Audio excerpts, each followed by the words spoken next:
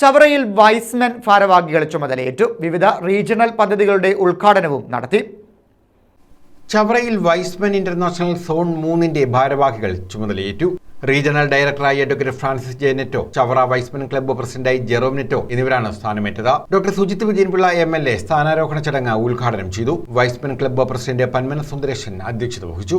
Lieutenant regional director advocate Francis J നെറ്റോയുടെയും team അംഗങ്ങളുടെയും സ്ഥാനാരോഹണം Y's Men international president advocate Shanavas Khan, club president Jerome നെറ്റോയുടെ സ്ഥാനാരോഹണം റീജിയണൽ ഡയറക്ടർ ഷാജി മാത്യു എന്നിവർ നിർവഹിച്ചു. തുടർന്ന് റീജിയണൽ പ്രോജക്റ്റായ കെയർ ഫോർ ഏജ്, ക്ലബ്ബ് പ്രോജക്റ്റായ പാലിറ്റീവ് കെയർ എന്നിവയുടെ ഉദ്ഘാടനം മുൻമന്ത്രി ഷിബു ബേബി ജോൺ നിർവഹിച്ചു. ബഹുമാനപ്പെട്ട ഉമ്മൻചാണ്ടി മുഖ്യമന്ത്രിയായിരുന്നപ്പോൾ ഞങ്ങളെ മന്ത്രിമാരെ എല്ലാവരെയും 2 ദിവസം കാലിക്കറ്റ് കോഴിക്കോട് IIM കോഴിക്കോട് എന്ന് പറയുന്ന സ്ഥാപനത്തിൽ മന്ത്രിമാർക്ക് ഒരു സ്റ്റഡി ക്ലാസ്സിന് കൊണ്ടുപോയി. അവിടെ അന്ന് മുന്നോട്ട് വെച്ച രേഖ എനിക്ക് ഇപ്പോഴും ഓർമ്മയുണ്ട്. കാരണം ഇന്ത്യയുടെ പൊട്ടൻഷ്യൽ എന്താണ്?